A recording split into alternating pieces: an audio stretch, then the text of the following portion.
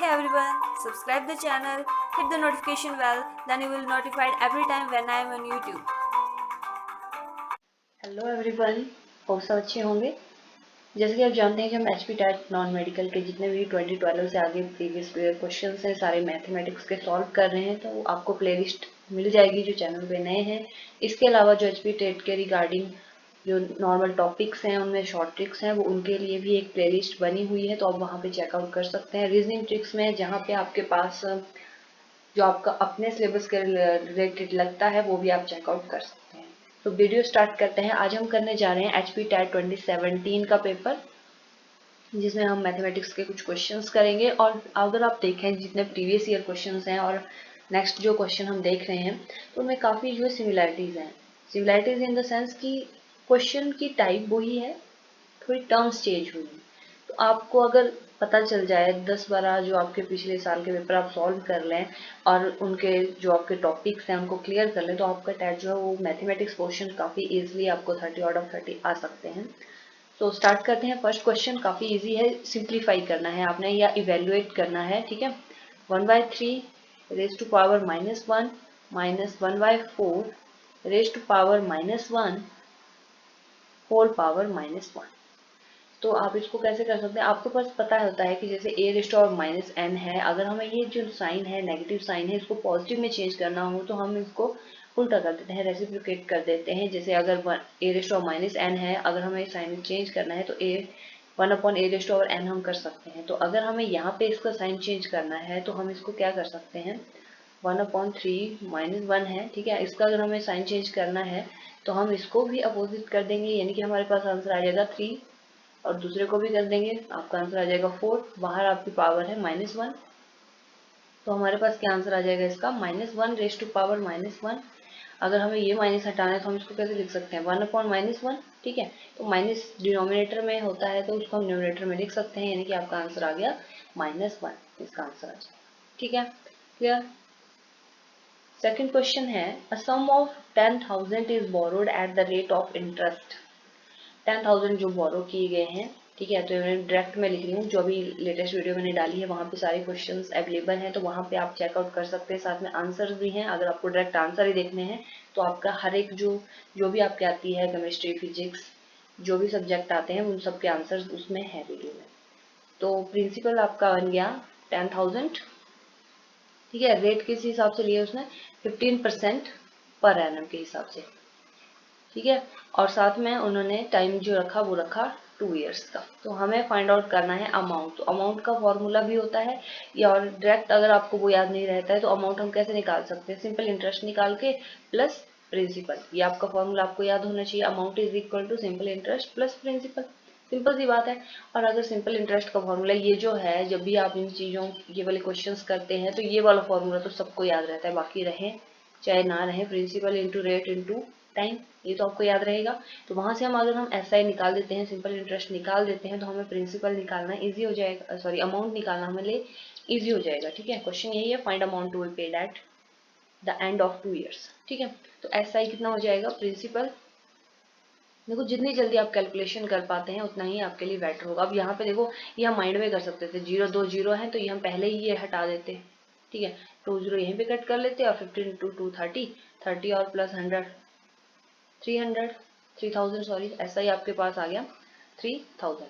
जब एसआई की वैल्यू आ गई तो अमाउंट हम इजीली निकाल सकते हैं। अमाउंट हमारे पास कितना बनता है, SI plus P, that is 3000 plus principal है हमारे पास 10,000, तो हमारा आंसर आ जाए ₹13,000, ठीक है। तो ऑप्शन नंबर जो है वो आपका होगा डी, डी वाला आपका करेक्ट होगा। क्लियर। जो आपका इनमें से क्वेश्चन आते हैं वो काफ़ी इजी आते हैं, जो आपका नॉर्मल है एसआई निकालना कैसे, अमाउंट कैसे निकालना है, बेसिक सी चीज़ें आपको याद होनी चाहिए। कंपाउंड इंटरेस्ट भी आपको आ सकता है, जो लास्ट वीडियो में थी उसमें मैंने आपको बताया था उसके बारे में, उसमें एक क्वेश्चन था, ठीक है। नेक्स्ट क्वेश्चन है, there are 2401 student in a school, ठीक है। कितने स्टूडेंट्स हैं, 2401, 2401 या फिर 2401, स्कूल में इतने स्टूडेंट्स हैं। और PT teacher wants to stand them in a rows and columns such that number of rows is equal to the number of columns, find the number of rows। अब देखो जब भी आप मान लो, ये तो थोड़ी जो टर्म है ज़्यादा बड़ी है। अगर हमारे पास टर्म दी हुई है 16, ठीक है, 16 मान लो स्टूडेंट्स हैं और बोला है कि आपने उनको खड़े करना है लाइंस में, नंबर ऑफ रोज और नंबर ऑफ कॉलम्स जो है वो इक्वल होने चाहिए। तो आप कैसे करेंगे इनको, 4 इस साइड कर देंगे, 4 ये 4 रोज बना दी और एक 4 यहाँ पे कॉलम बन जाएंगे, ठीक है। तो यानी कि हमने क्या किया, इस साइड भी 4 रोज बनी, इस साइड भी जो आपके कॉलम्स बने। रोज आपकी किस वे में होती है, जो हॉरिजेंटली आपकी होती हैं ये आपकी रोज होती हैं, और जो ये होता है आपका वर्टिकली जो आपके होते हैं वो कॉलम्स होते हैं। तो हमने कितनी रो बनाई, 4 ही हमने रोज बनाई, 4 ही हमने कॉलम्स बनाई। टोटल 60 स्टूडेंट भी हो गए और साथ में नंबर ऑफ रोज और नंबर ऑफ कॉलम्स जो है वो भी इक्वल हो गए, ठीक है। तो हमें बेसिकली क्या करना किया, हमने इसका स्क्वायर रूट निकाला। अगर 9 की बात की जाए, 9 स्टूडेंट आपके पास हो तो आप 3/3 की फॉर्म में लिखोगे उनको, ताकि नंबर ऑफ रोज भी इक्वल रहे और नंबर ऑफ कॉलम भी इक्वल रहे। इसका स्क्वायर रूट फाइंड आउट किया। तो जब आप इसका स्क्वायर रूट फाइंड आउट करोगे, स्क्वायर रूट फाइंड आउट करना सबको आता है, ऑब्वियसली आना चाहिए। एंड तो यहाँ पे आपके पास क्या हो जाएगा, कैसे बनाते हैं हम, एक मैं आपको बता देती हूँ। यहाँ पे एक पेयरिंग करते हैं हम राइट साइड से, तो 2 की पेयरिंग कर ली, नेक्स्ट 2 की पेयरिंग कर ली। अगर मान लो यहाँ पे 401 ही होता तो आपकी पेयरिंग कैसे होती है, 0 1 और 4 सिंपल है, वो 1 ही, मतलब वो अकेला ही रहता, ठीक है। लेफ्ट साइड से पेयरिंग नहीं करनी है, लेफ्ट राइट से करनी है। तो आपने क्या करना होता है, जो आपकी फर्स्ट पेयर बना है उस तक आपने ऐसा नंबर ले रहा है जिसका स्क्वायर करके वो आए या फिर उससे कम आए, ज्यादा नहीं आना चाहिए, ठीक है। जैसे अगर हम 4 का स्क्वायर ले तो 16 आता है, एंड 25 का स्क्वायर लेते हैं तो 25 आता है, तो वो ज़्यादा हो जाएगा। तो यानी कि हमें 4 का स्क्वायर लेते हैं हम, ठीक है, 4 से लिया फर्स्ट टाइम, तो हमारे पास 16 आ जाएगा, ठीक है। यहाँ पे आपके पास आ गया 8, और बाकी टर्म जो हम वैसे ही नीचे ले आते हैं। अब क्या करते हैं हम, जो ये वाली टर्म होती है इसको डबल कर देते हैं, यानी कि 4 मल्टीप्लाई वाला डबल नहीं, only just double, multiply by 2। तो 4 इंटू 2 8, ठीक है। अब आपने सोचना है जो आपके नंबर्स होते हैं 1 2 3 4 5 6 7 8 एंड 9, इनके जो स्क्वायर होते हैं उनके यूनिट प्लेस में क्या क्या नंबर आते हैं, ठीक है। अब ये वाला क्वेश्चन तो आपको क्लियर है कि इसमें जो आंसर आएगा वो कैसे आना चाहिए। अब देखो यहाँ पे 1 है, 1 के अगर हम इसको स्क्वायर करें तो 1 ही आता है, 2 का स्क्वायर 4, 3 का 9, 4 का 16, 25। अब इनकी यूनिट प्लेस पे आपको ध्यान में रखना है, अप्रोक्सीमेटली आइडिया हमें लग जाता है कि हम इस नंबर से मल्टीप्लाई कर सकते हैं, क्योंकि ऐसे तो आपको सब नंबर से मल्टीप्लाई करके देखना पड़ेगा, है ना। तो यहाँ पे हमारे पास है 1, तो 1 या तो आता है 9 के केस में, 9 के केस में 81 आता है, तो इनकी यूनिट प्लेस पे इसका 1 होता है, ठीक है। तो या तो 9 के प्लेस में आता है या फिर 1 आता है 1 के प्लेस। अगर जो दो ऑप्शन है पहले उन पे फोकस करना है, अगर उनमें नहीं होता फिर आपको पता चल गया कि क्लियर तो ये तो आएगी नहीं, यानी कि पूरा पूरा कट होगा नहीं, तो आपने उनके अप्रोक्सीमेट आपने फिर गेस करना है, 4 5 6 रैंडमली लेने हैं। तो फर्स्ट ऑफ ऑल 1 है तो 81 इंटू 1 करेंगे हम। तो यहाँ पे होता क्या है, बेसिकली जो नंबर हम यहाँ पे सिलेक्ट करेंगे यहाँ पे उसी से मल्टीप्लाई करना पड़ता है। 81 यानी कि काफी कम है, तो दूसरा नंबर हमारे पास 9 है। अगर हम यहाँ 9 सिलेक्ट करते हैं तो हमारे पास कितना आ जाएगा, 89 इंटू 9 80, यानी कि हमारे पास आ गया 801, यानी कि हमारा ये 9 से कट हो जाएगा। तो 801 ये प्रॉपरली कट हो गया, यानी कि हमारे पास जो आंसर है 49। दैट मीन्स जो टोटल नंबर ऑफ रोज होंगी और कॉलम्स होंगी वो होंगी आपके पास 49 ही रोज होंगी, 49 ही कॉलम्स होंगे, तभी ये जो कंडीशन है आपकी सेटिस्फाई हो जाएगी, ठीक है, क्लियर। सो नेक्स्ट क्वेश्चन है question number 4, find the least number that must be subtracted from 5607 so as to get perfect square and also square root of the perfect square। जब हमने match करने हैं question तो ये मत सोचना कि मैंने डायरेक्ट आपको जिस बेस में यहाँ पे दिए वैसे ही करवाए, बीच में से रैंडमली उठा ली मैं, ठीक है। तो आप क्वेश्चन नंबर यहाँ पे सुन लेना कि कौन सा क्वेश्चन मैं बोल रही हूँ। तो क्वेश्चन नंबर 4 है, यहाँ पे जो आपका पेपर है उसमें ये 65th क्वेश्चन है। Find the least number that must be subtracted from this.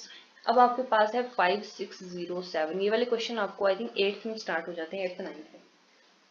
सो यहाँ पे आपके पास ये नंबर है, इसमें आपने ऐसा नंबर ढूंढना है कि उसको सब्ट्रैक्ट करें हम इसमें से तो हमारे पास एक परफेक्ट स्क्वायर बन के आए। उसके लिए हमारे पास ऑप्शन है, देखो करने के लिए तो आप इसकी डायरेक्ट स्क्वायर रूट निकाल लो, ठीक है। जैसे मैंने आपको मेथड बताया पूरा आपने वैसे करके इसको स्क्वायर रूट निकाल लो और जो रिमाइंडर आता है उसको माइनस कर दो और आपके पास जो नंबर आ जाएगा वो आ जाएगा। और उसका फिर आपको क्या निकालना है, साथ में पूछा गया है द परफेक्ट स्क्वायर, और किसका परफेक्ट स्क्वायर है वो भी आपको फाइंड आउट करना है। तो सिंपली है, अगर आप ये जो ऑप्शंस हैं वो चेक करें तो हमने क्या लिखा है, least number 130 and square root of 76। दो ऑप्शन है जो बड़े बड़े टर्म्स है 130 एंड 131, इनका स्क्वायर आ सकता है, ये नहीं आ सकता क्योंकि 130 का ही स्क्वायर 169 इंटू ये होता है, ठीक है। तो ऑब्वियसली ये वाला नंबर तो आएगा नहीं, क्योंकि हमें जो नंबर चाहिए ये वाले नंबर से कम होगा। क्वेश्चन अगर आप ध्यान से पढ़ो तो वहाँ पे लिखा है कि find the least number that must be subtracted, तो इसमें से हमें सब्ट्रैक्ट करना है, तो ऑब्वियसली इससे बड़ा नंबर तो आएगा नहीं। तो 130 जो है वो तो आपका ऑप्शन करेक्ट नहीं रहा। जो ऑप्शन नंबर सी है वो भी आपका नहीं रहा, क्योंकि 131 ऑब्वियसली इससे बड़ा है, तो इसका स्क्वायर करके भी हमारे पास बड़ा ही आएगा। अब हमारे पास नंबर बचते हैं 76 एंड 74, यानी कि option A and option D. अगर हम 76 का स्क्वायर करते हैं, अगर 76 का अगर आप सॉल्व करेंगे तो वो इससे ज़्यादा आएगा, ठीक है। कैलकुलेटर पे आप चेक कर सकते हैं, ये नॉर्मल, वहाँ तो आपके पास कैलकुलेटर नहीं होगा तो आपने सॉल्व करना है। 76 अब दो तो आप कर ही सकते हो, ठीक है। तो 76 इंटू 76 हमारे पास आ रहा है 5776, ठीक है।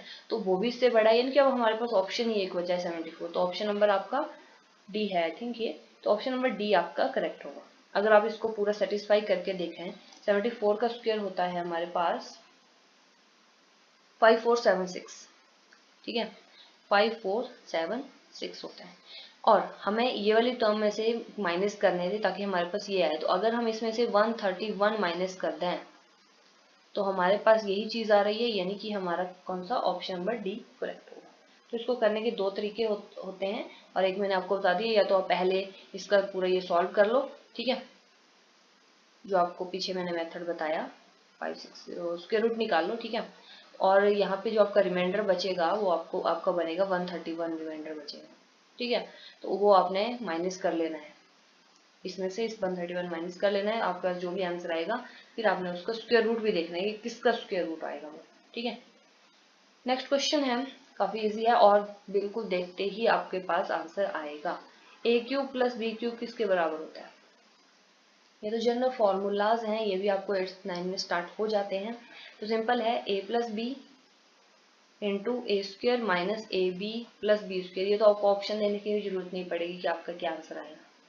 अगर फिर भी आपको याद नहीं रहते हैं तो आपने क्या करना है, जितने भी ऑप्शंस हैं उनको सॉल्व कर लेना है, ठीक है। क्योंकि ए क्यू प्लस बी क्यू का अगर आपको ये पता नहीं है तो आप इसको तो कुछ कर नहीं पाओगे आगे, तो आपके ऑप्शंस हैं उनको सॉल्व कर लेना है। जैसे अगर मैं इस ऑप्शन को ही सॉल्व करूँ तो हमारे पास क्या आ जाता है, दो पेयर है, दोनों को मल्टीप्लिकेशन है, तो पहले ए से इसको मल्टीप्लाई होगा फिर बी से इसको मल्टीप्लाई होगा। तो जब हम ए से करेंगे तो हमारे पास आ जाएगा A cube minus A square B plus A B square. जब हम बी से करेंगे तो हमारे पास आ जाएगा b a square minus A B square plus b cube.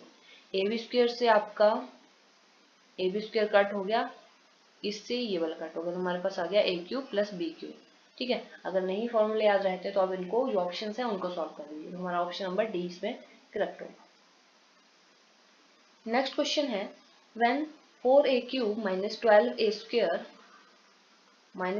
Square plus 14a minus 3 is divided by 2a minus 1 then the remainder is।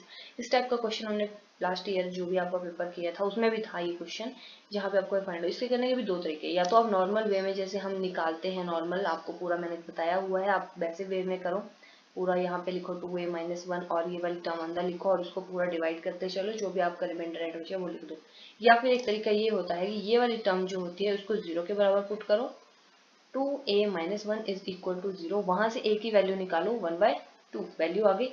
अगर ये इसको डिविजिबल करता है, डिवाइड करता है, तो ये पूरा सेटिस्फाई करेगा और आंसर जो आपके पास आएगा वो आपको रिमाइंडर जो होगा वो क्लियर। पहले आपको देखो ये यहाँ पे लिखा है कि डिविजिबल करेगा इसको, डिवाइड करेगा इसको, ठीक है।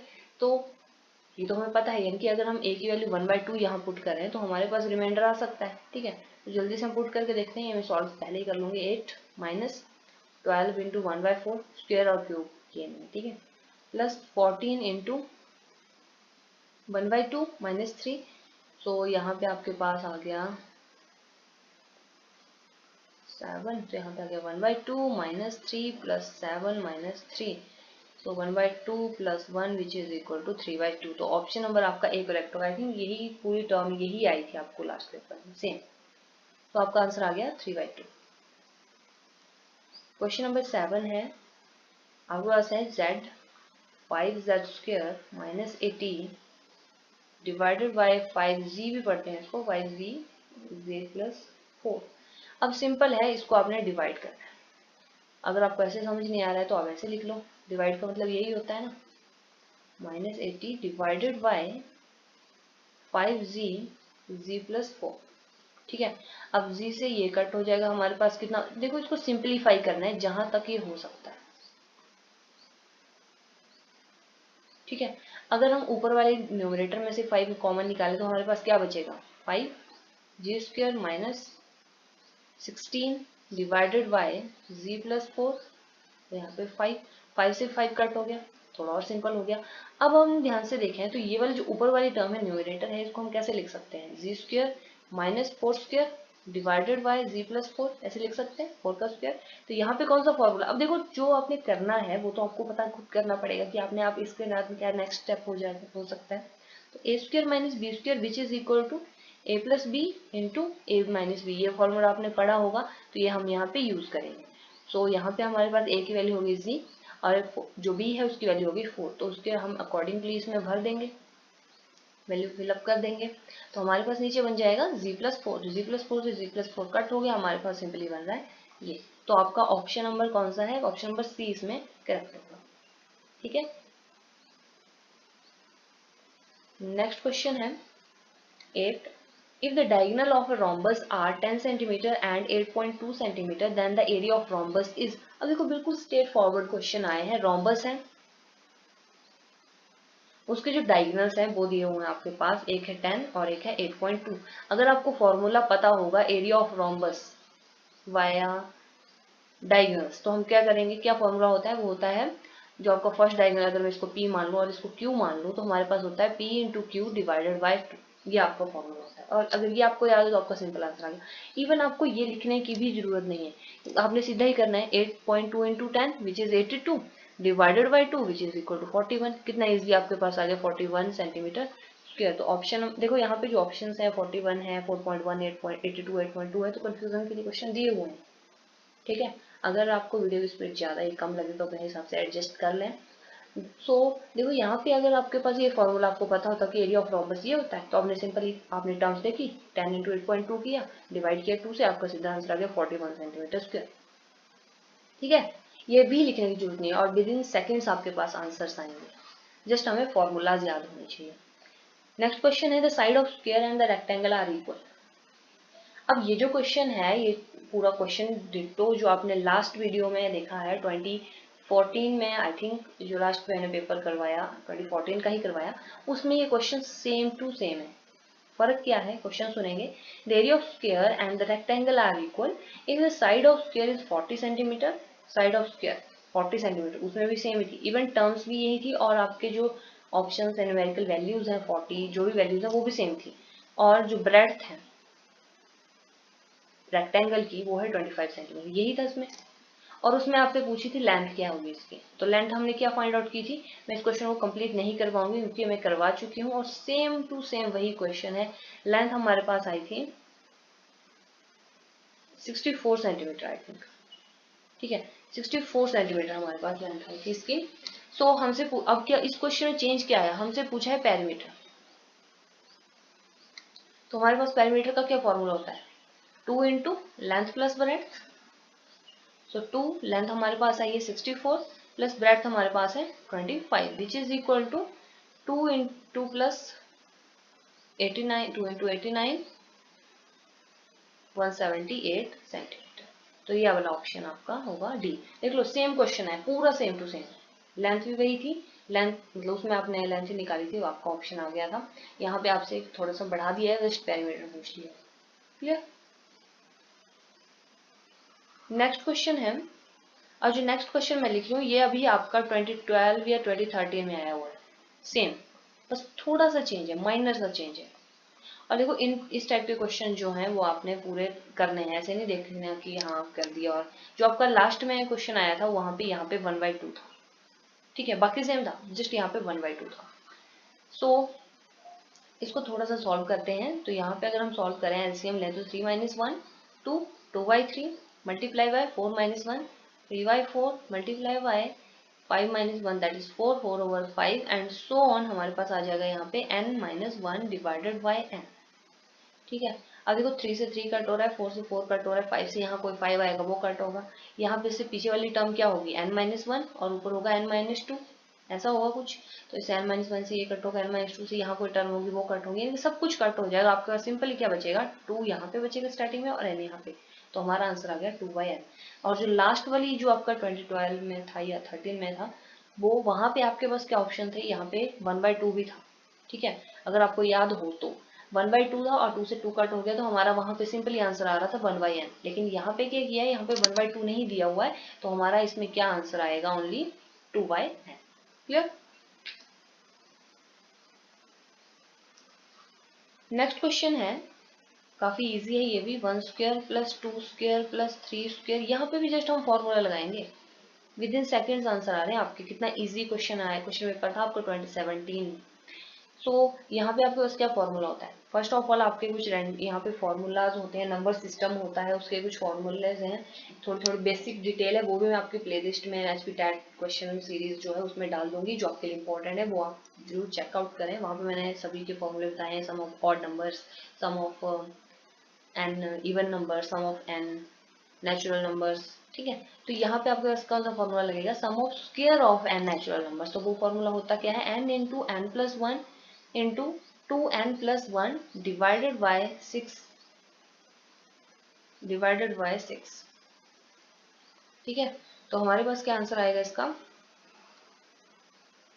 n हमारे पास है 10, कितनी टर्म्स है टोटल, ठीक है, multiply by 11 multiply by 2 into n 20+1 21 divided by 6, यहाँ पे आ गया आपका 2 7 5, इनकी 5 इंटू 11 इंटू 7, इसको अगर सॉल्व करेंगे तो आपके पास आंसर आ जाएगा 385, ठीक है। जितनी जल्दी आप कैलकुलेशन कर पाए आपके लिए अच्छा रहेगा, टाइम भी बचेगा आपका। तो ऑप्शन नंबर है इसका, option number A. Next question है question number 12, the least prime number, ये तो देखने में है, लीस्ट प्राइम नंबर है आपका 0 है, ऑप्शन है 1 2 एंड 3। तो 0 आपको प्राइम नंबर नहीं है, 1 आपका प्राइम नंबर नहीं है, आपका जो लीस्ट प्राइम नंबर है होता है वो होता है 2, ठीक है। 3 भी प्राइम नंबर है, लेकिन सबसे छोटा पूछा हुआ है, तो आपका ऑप्शन नंबर 3 यानी कि सी करेक्ट होगा, जिसका नंबर था 2। तो नेक्स्ट है यूनिट डिजिट। अब यूनिट डिजिट पे भी क्वेश्चंस आते हैं, तो यूनिट डिजिट की भी एक पूरी डेडिकेटेड वीडियो बना चुकी हूँ मैं अपने चैनल पे, आप चेक कर सकते हैं उसको भी, ये भी मैं आपकी एचपी टेट की सीरीज में डाल दूंगी।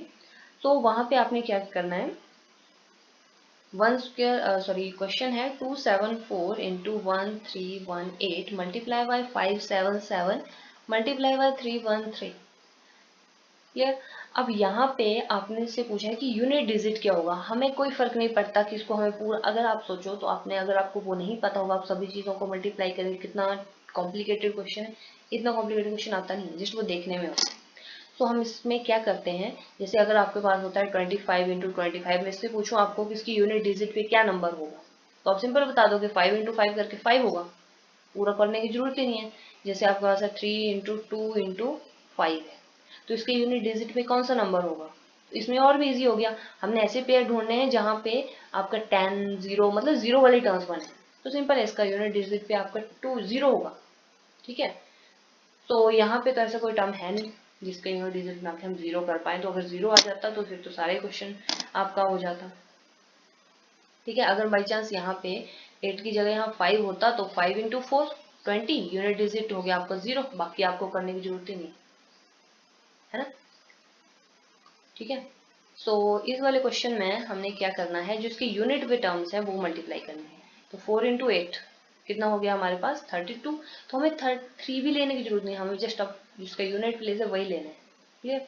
अब 2 इंटू 7 14, ठीक है। अब हमें 1 लेने की भी जरूरत नहीं है, हमें सिर्फ 4 ही चाहिए, यूनिट वाला ही चाहिए। 4 into 3 that is equal to 12, तो हमें 1 लेने की जरूरत नहीं है, हमारे पास यूनिट डिजिट पूछा है हमने, हमारे पास कितना आंसर आ गया 2। तो ऑप्शन नंबर है आपका 2A, ठीक है। फर्स्ट ऑप्शन जो है वो इसका करेक्ट होगा। तो आपकी वो डेडिकेटेड वीडियो जो कि यूनिट डिजिट स्पेशली उसके ऊपर है, उसमें फैक्टोरियल से रिलेटेड भी बताया कि फैक्टोरियल में अगर क्वेश्चन हो तो यूनिट डिजिट आप कैसे फाइंड आउट करते हैं, तो आप जरूर चेकआउट कर सकते हैं। क्वेश्चन नंबर 14 है, HCF ऑफ 210 385 एंड 735, ठीक है। तो अब इसका HCF कैसे निकालें, यानी इसके कॉमन फैक्टर। अगर मैं इसके कॉमन फैक्टर हमें चाहिए तो हम उन्हीं पे फोकस करेंगे, बाकी नहीं हम सोचेंगे, ठीक है। अगर हम फर्स्ट ऑफ ऑल जो अपने प्राइम नंबर्स होते हैं उन्हीं से आपके कॉमन फैक्टर्स बनते हैं, तो 2 अगर हम लें तो 2 में कॉमन आएगा, नहीं आएगा, क्योंकि ये जो नेक्स्ट 2 टर्म्स हैं वो जो है 2 से डिवाइड नहीं होती, तो 2 तो हमारा नेग्लेक्ट हो गया।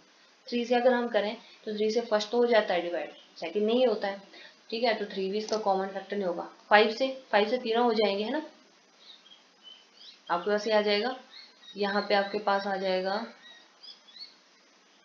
77 और यहाँ पे आ गया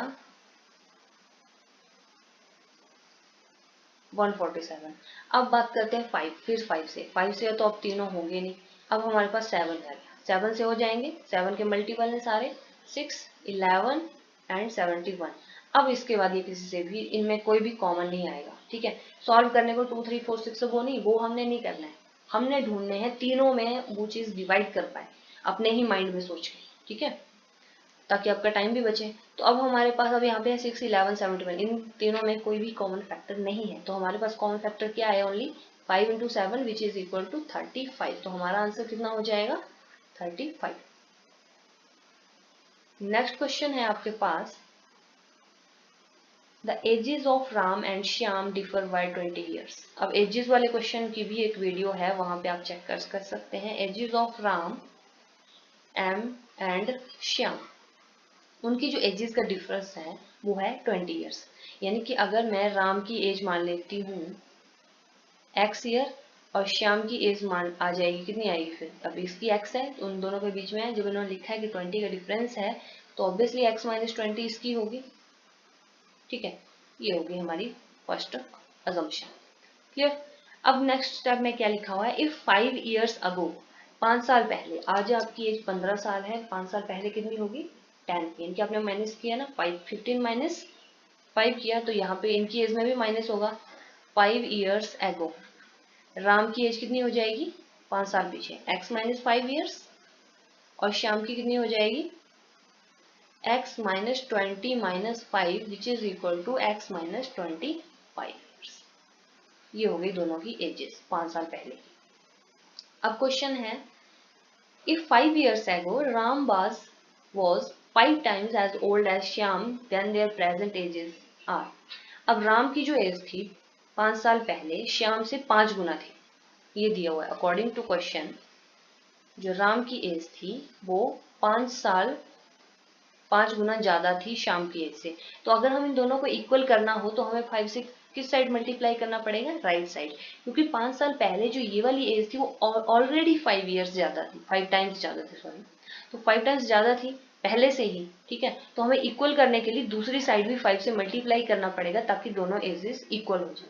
इक्वल क्यों किया, क्योंकि हमें चाहिए x की वैल्यू, क्लियर। अब हमारे पास क्या आ जाएगा, x - 5 is equal to 5x - 125, which implies, अब थोड़ा सॉल्व कर लेते हैं, x - x वाले टर्म्स जो है एक साइड कर लेते हैं, 125 + 5, यहाँ पे आ गया आपके पास -4x which is equal to -120, minus से माइनस कट, x की वैल्यू कितनी आ जाएगी 120 divided by 4 which is equal to 30। तो हमारा आंसर कितना आ गया, x की वैल्यू आई हमारे पास 30, तो हमने x किसकी एज डिफाइन की थी, कितनी एज्यूम की थी, हमने की थी राम की एज, तो हमारे पास राम की एज आ गई 30 ईयर्स। अगर राम की एज 30 ईयर्स आ गई तो यहाँ पे भी हम x की वैल्यू 30 पुट करते हैं, 30 - 20, तो हमारे पास श्याम की एज कितनी आ जाएगी 10 ईयर्स। तो आपका ऑप्शन नंबर जो होगा वो 1 करोगे। कंफ्यूज नहीं होना है, क्वेश्चन देखना है। अगर 2 तरीके हैं क्वेश्चन करने के, या तो आप क्वेश्चन को सॉल्व करिए पूरा, या फिर जो आपके ऑप्शन है 4, तो हमारे पास ये हो जाता है कि जब हम ऑप्शन से करते हैं तो हमारे पास एक चीज होती है कि हमारे आंसर लिमिटेड हो जाता है, कि हमने बस उसी चीज में रहना है। ऐसे हमें थोड़ा वाइडली सोचना पड़ता है कुछ क्वेश्चंस के केसेस में, जैसे आपको इजी लगे, ठीक है। तो बाकी 15 क्वेश्चन जो बचेंगे वो हम नेक्स्ट वीडियो में करेंगे। अगर वीडियो पसंद आई तो लाइक जरूर करें एंड शेयर कर दें अपने दोस्तों के साथ जो टेट की तैयारी कर रहे हैं, एंड ऑल्सो सब्सक्राइब कर लें चैनल को ताकि आपको डेली अपडेट मिलता रहे। Thank you.